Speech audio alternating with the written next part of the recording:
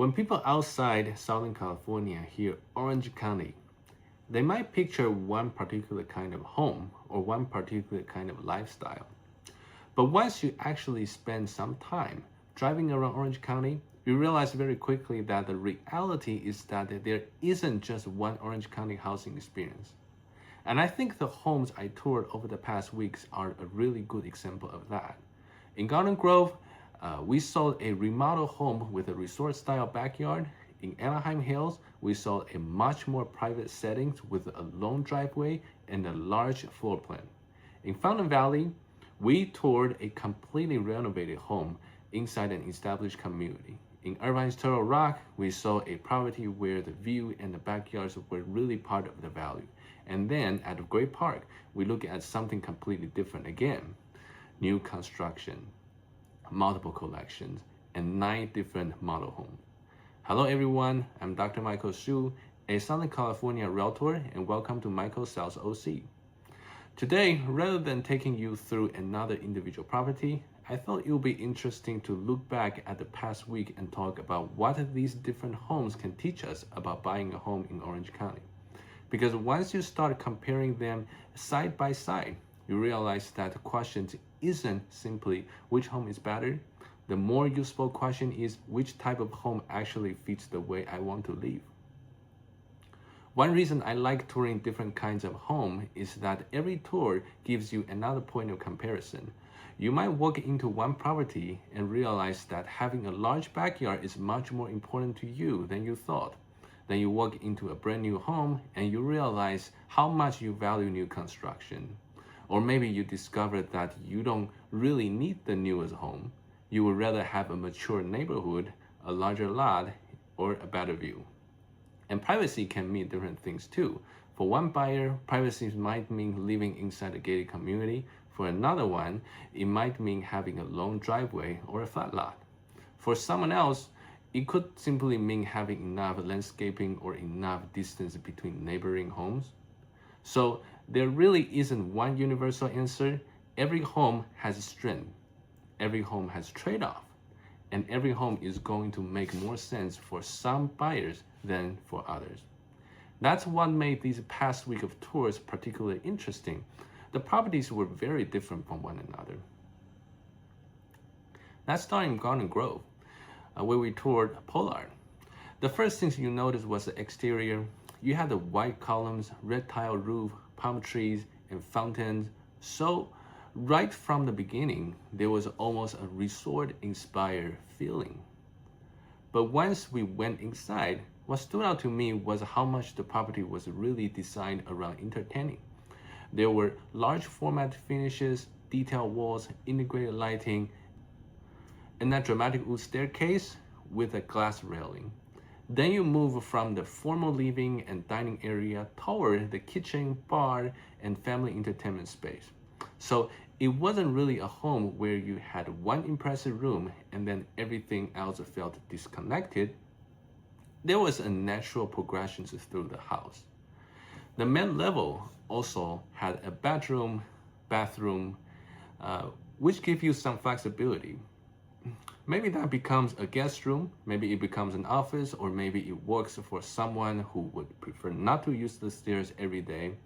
And then of course, you had the backyard. There was a pool, a slide, a diving board, outdoor seating areas, hardscape, and a separate waterfall feature. What I liked about it was that the backyard didn't really feel like one big empty space. It felt like several different outdoor areas that could be used in different ways. So for me, the Garden Grove takeaway was that an older home can create a very different value proposition through renovation and personality. You're not buying brand new construction here. You're getting a mature property that has been reinvented with a backyard that becomes a major part of the experience. For the right buyer, that may actually be more interesting than buying something brand new. Then we went to Anaheim Hills and toured South Barton Court. And this probably felt different before we even walked through the front door. We had a long private driveway and a flat lot setting, so immediately there was a sense of separation from the street. Then you had the 3-car garage, which adds another practical dimension. Inside, we had 5 bedrooms and 4.5 bathrooms, including an ensuite bedroom on the main level. Upstairs, the primary suite has its own retreat, a 2-sided fireplace, 2 walk-in closets, and a remodeled bathroom. The other bedrooms also had a combination of a Jack and Jill bathroom and a separate hall bathroom. Those details may not be the most dramatic things to show in a home tour video, but if you actually have several people living in a house, bathroom placement can make a real difference in everyday life. The kitchen also had the kind of scale you would expect from a larger Anaheim Hills home, a substantial island pantry, wine storage, double ovens, and a 6-burner cooktop. And then outside, you had the pool, the spa, covered patio, built-in barbecue, and even the dog run area. So this home wasn't really relying on one dramatic feature. Its strength was the overall package: space, privacy, parking, bedrooms, outdoor creations, and flexibility. And I think the Anaheim Hills lessons is an interesting one. Privacy doesn't necessarily require a gate. Sometimes the lot itself creates that feeling. Next was Raymer in Fountain Valley. And I think this home represents a choice that a lot of buyers face. What if you like established neighborhoods, but you don't want to buy an older home and immediately start remodeling? This property tried to give you both.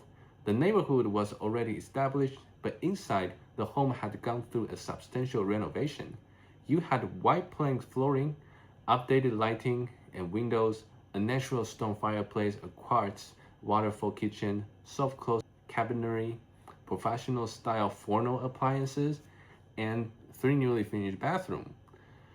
The floor plan was also interesting because 3 bedrooms and 2 bathrooms, including the primary suite, were downstairs. Then upstairs, you had a large bonus or family room, 2 additional bedrooms, and another full bathroom. So depending on the household, you could create some separations between different uses. Maybe upstairs becomes a space for children, maybe it's for guests, maybe part of it becomes an office or a recreation area. Outside, there was a wraparound park-like yard with 2 patio area. And then you also have the broader Green Valley community environment with the community amenities described at the time of the tour.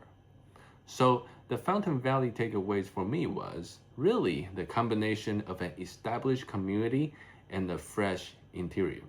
Some buyers want the entire new construction experience. Other buyers like mature trees, established streets, and an existing neighborhood. But they don't necessarily want to spend the next year renovating a home. This home was an example of that second option. Then we went to Mirador in Turtle Rock Point in Irvine, and this home made a completely different argument. Here, one of the most important features wasn't something inside the house. It was what you saw when you look outside.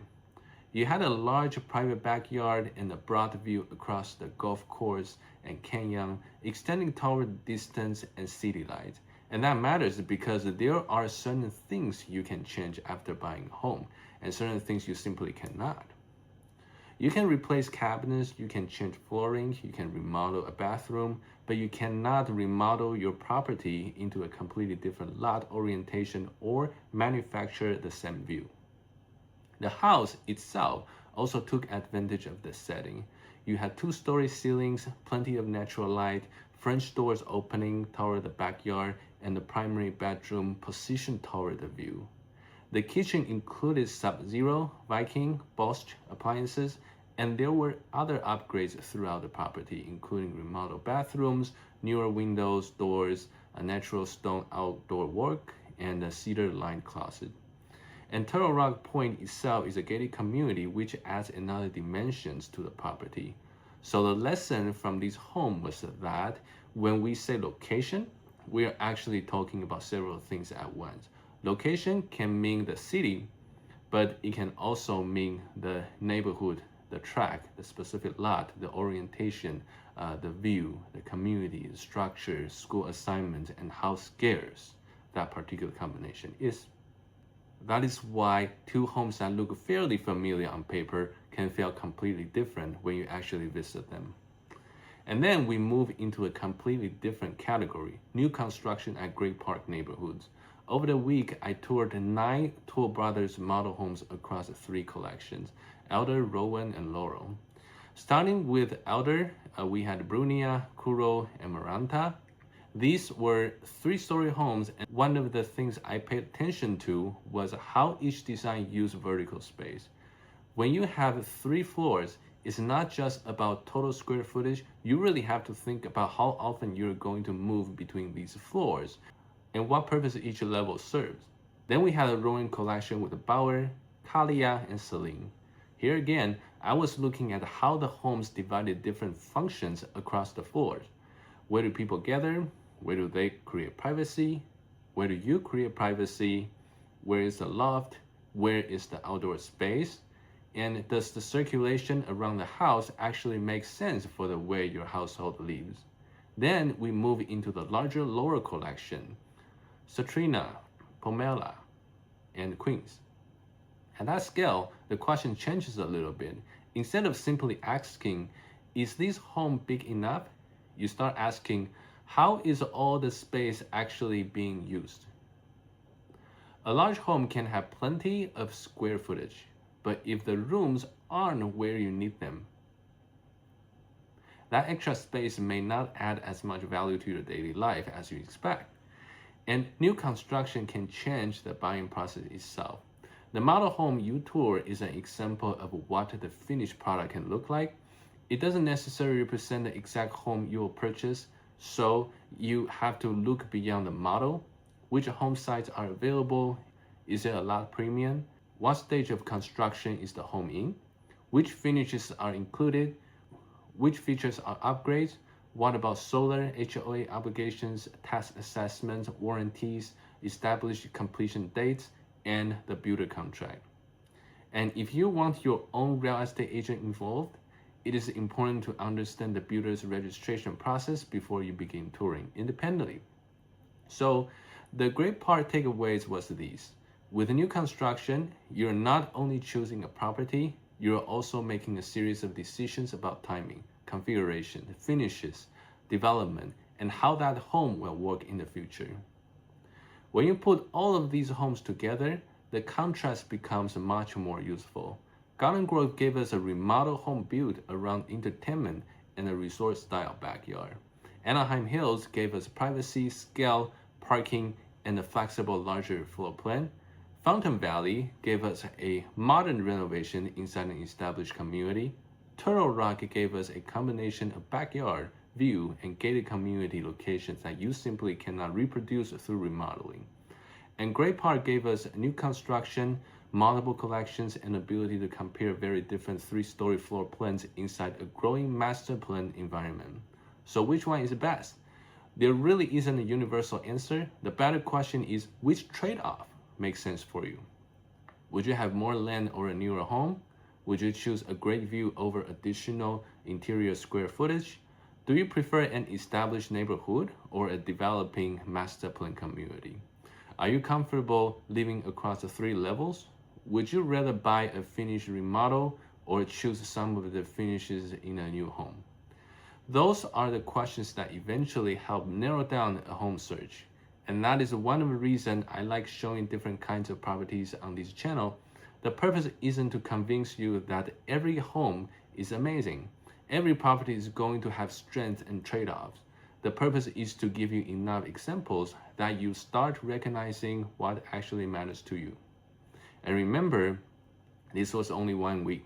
Orange County has many more communities, price ranges, architectural styles, neighborhoods, and ways of living that we have not even touched yet.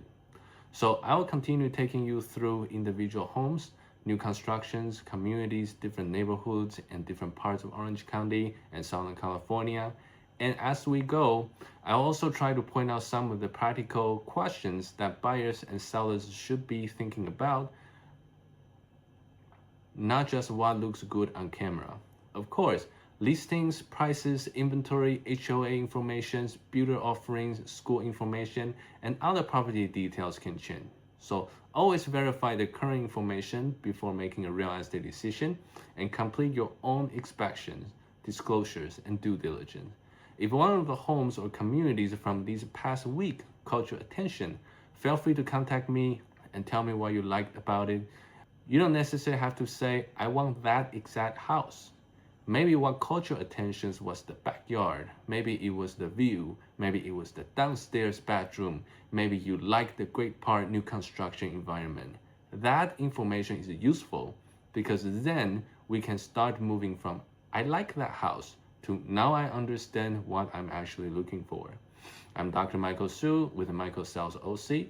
Thank you for joining me. Subscribe and stay tuned. We have many more Orange County and Southern California homes and communities to explore. And I will see you in the next tour.